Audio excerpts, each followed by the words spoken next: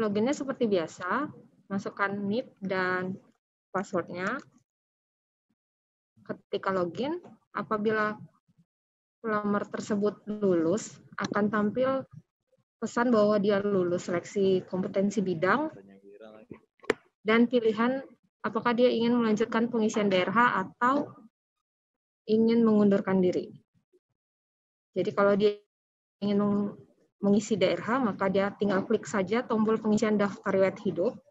Atau kalau dia ingin mengundurkan diri, dia akan mengunggah surat pengunduran dirinya yang akan masuk ke sistem SSCN.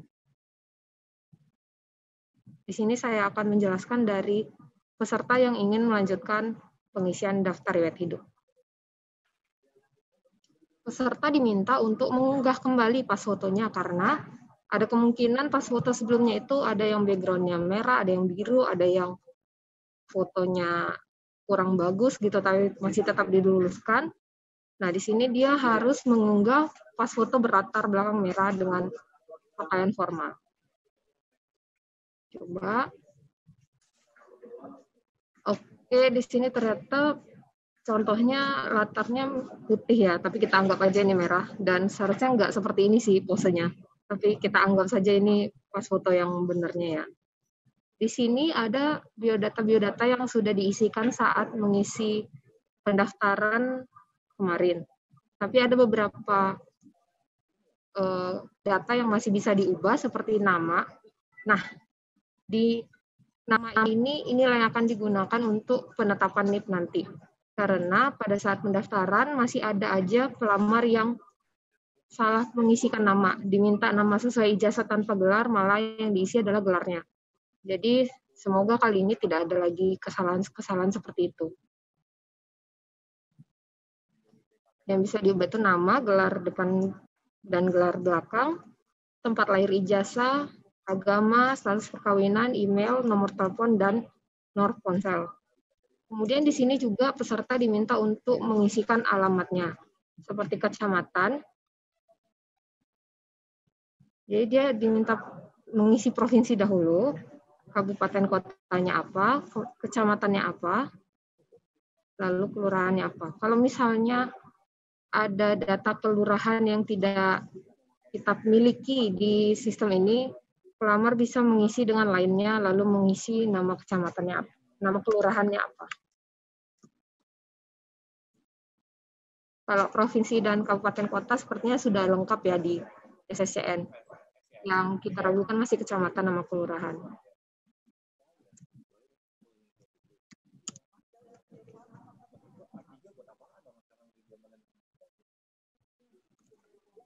Mendingan standing banner di kantek-kantek aja. Jadi 14 biji. Ya buat apa? Hobi bisa dipilih jenisnya, seperti olahraga.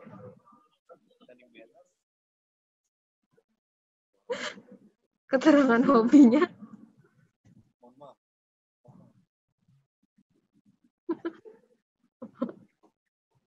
Oke. Kemudian tekan selanjutnya, yaitu menu pendidikan. Di sini langsung ada pendidikan yang sudah dia miliki waktu dia melamar SSCN. Jadi peserta ini bisa mengisi seperti tempat dia berkuliah,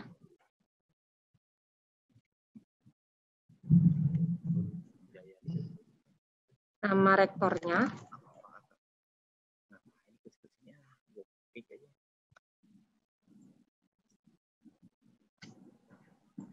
atau dia bisa menambahkan pendidikan dimulai dari SD sampai ke tingkat pendidikan satu tingkat di bawah yang dia gunakan untuk melamar. Misalnya dia melamar dengan S1, maka dia bisa menambahkan sampai ke diploma 4.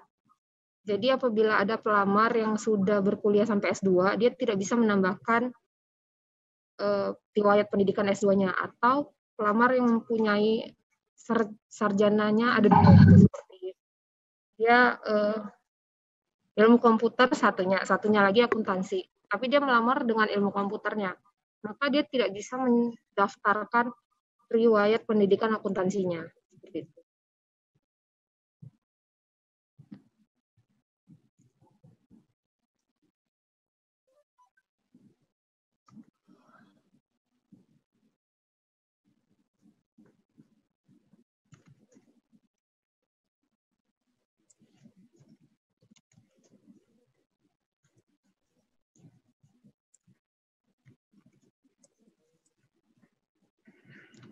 Ada juga riwayat kursus apabila peserta tersebut pernah mengikuti kursus.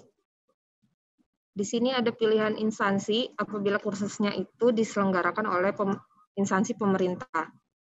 Tapi kalau misalnya kursusnya tidak diselenggarakan oleh instansi pemerintah, ini bisa dikosongkan saja atau tidak dipilih. Selanjutnya masuk ke menu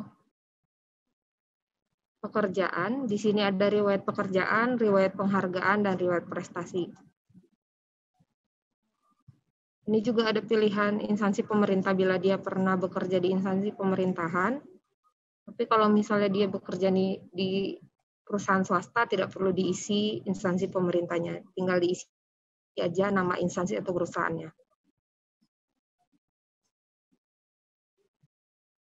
Ada riwayat penghargaan dan juga riwayat prestasi. Selanjutnya masuk ke menu keluarga.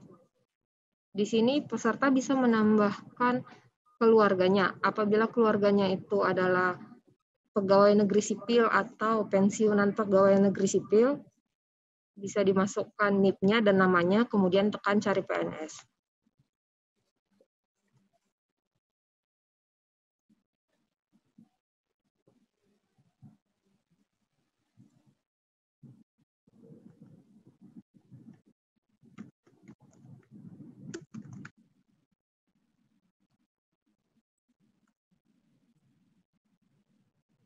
Kalau misalnya NIP dan nama itu ditemukan di sistem kita, maka langsung terisi pekerjaannya adalah pegawai negeri sipil atau pensiunan pegawai negeri sipil, dan perusahaan atau instansinya itu adalah instansi pemerintah di mana dia bekerja.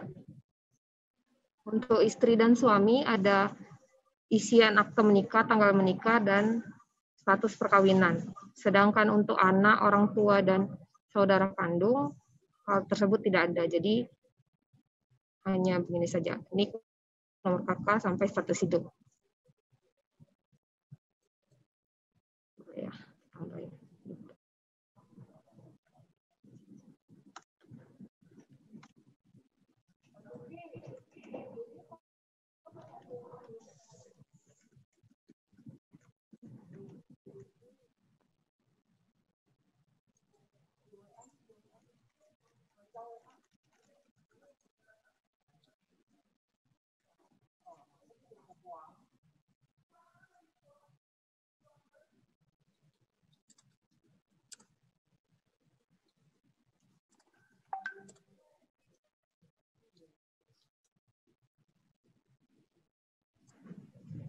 Kemudian masuk ke riwayat organisasi. Tampilannya seperti ini, nama organisasi, jenis organisasinya apa, jabatan si CPNS saat berada di organisasi tersebut, dan lain-lain. Lalu ada keterangan lain-lain seperti nomor SKCK, ini wajib diisi ya, karena ini adalah salah satu syarat untuk pemberkasan CPNS nantinya.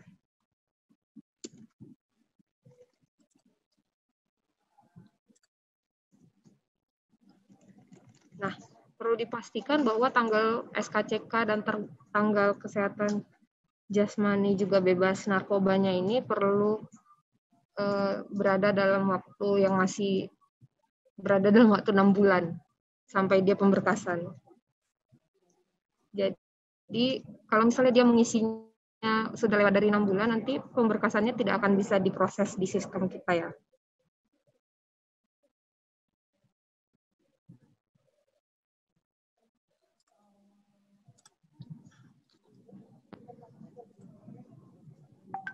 Setelah dia mengisi semua data-datanya, peserta diminta untuk mencetak daftar riwayat perorangan dan riwayatnya.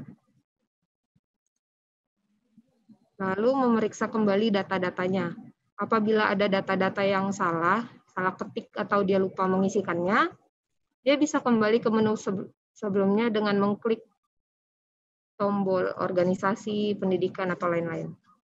Tapi kalau misalnya dia sudah merasa bahwa isiannya sudah benar, dia tinggal mencetak daftar riwayatnya, perorangan dan riwayat, kemudian ditandatangani dan dibubuhi materai. Kemudian setelah itu kedua dokumen ini digabungkan sehingga menjadi satu dokumen PDF ketika di-scan.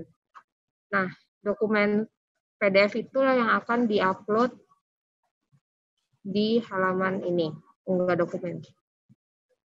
Nah, ini ada 8 berkas yang perlu diupload. Salah satunya adalah berkas pengalaman kerja yang sebenarnya masih opsional ya. Jadi, bukti pengalaman kerja ini bisa tidak diisi, bisa juga diisi.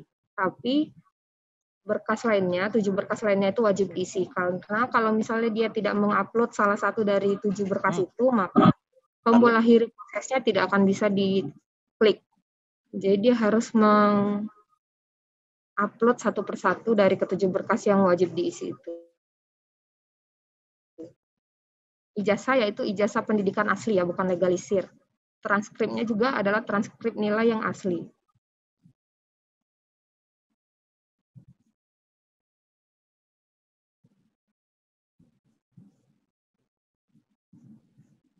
Nah, daerahnya ini harus sesuai dengan Perban BKN nomor 14 tahun 2019. Jadi harus ada materai dan tanda tangannya.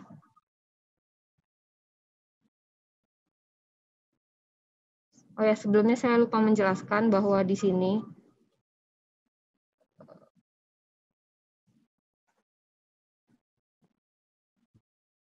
ada isian yang harus ditulis tangan dengan tinta warna hitam dan huruf kapital ya, seperti nama, kabupaten, dan tanggal lahirnya. Kabupaten tempat lahirnya dan tanggal lahirnya. Itu harus ditulis tangan.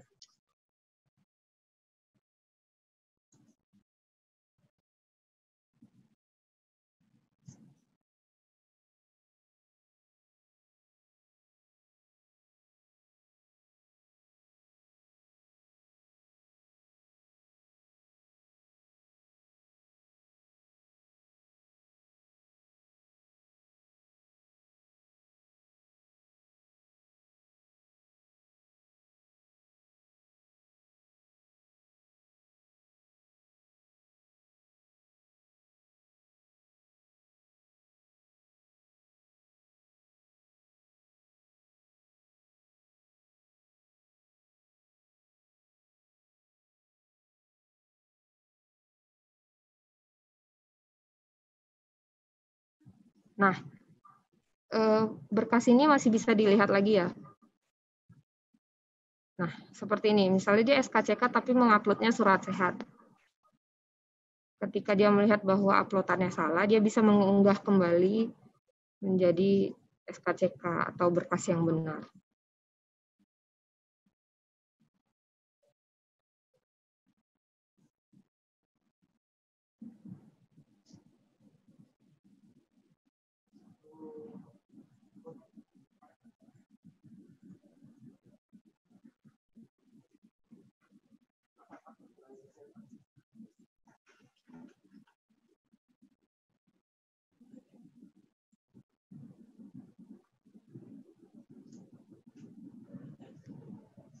Misalnya dia tidak punya bukti pengalaman kerja, jadi kita tidak unggah bukti pengalaman kerjanya.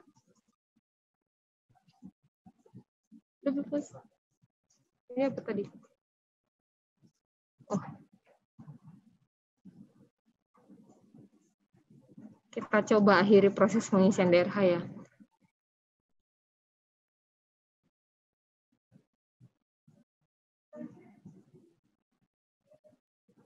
Bisa. Nah, setelah dikirim DRH-nya, dia tidak bisa lagi mengubah berkasnya atau datanya. Jadi kalau misalnya ada kesalahan, maka itu kita berikan wewenang kepada instansi untuk mengupload berkas yang benar di doku digital begitu. Dia hanya bisa melihat tanpa bisa mengunggah kembali berkasnya.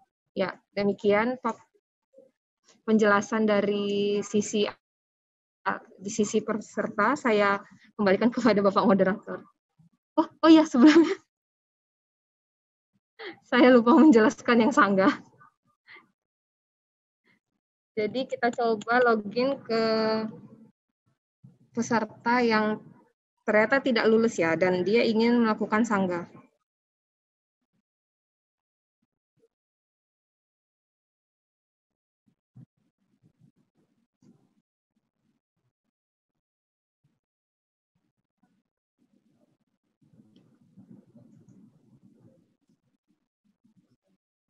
Jadi seperti yang sudah dijelaskan Pak Dipta tadi, ada 2 jenis peserta yang tidak lulus. Ada yang ikhlas, yang sudahlah begitu ya. Ada yang ingin mengajukan sanggah. Jadi di sini dia diminta untuk mengisi perihal sanggahnya apa. Kalau misalnya peserta tersebut adalah peserta dengan jabatan guru, maka ada pilihan menyanggah nilai serdik, menyanggah serdik. Tapi kalau misalnya tidak ada, pilihan itu tidak akan ada. Dan untuk instansi yang memiliki SKB non-CAT, ada juga pilihan untuk SKB non-CAT-nya. Jadi ketika dia memilih SKB non-CAT, akan muncul lagi pilihan metode SKB-nya apa. Kemudian peserta tersebut diminta untuk mengunggah bukti sanggahnya.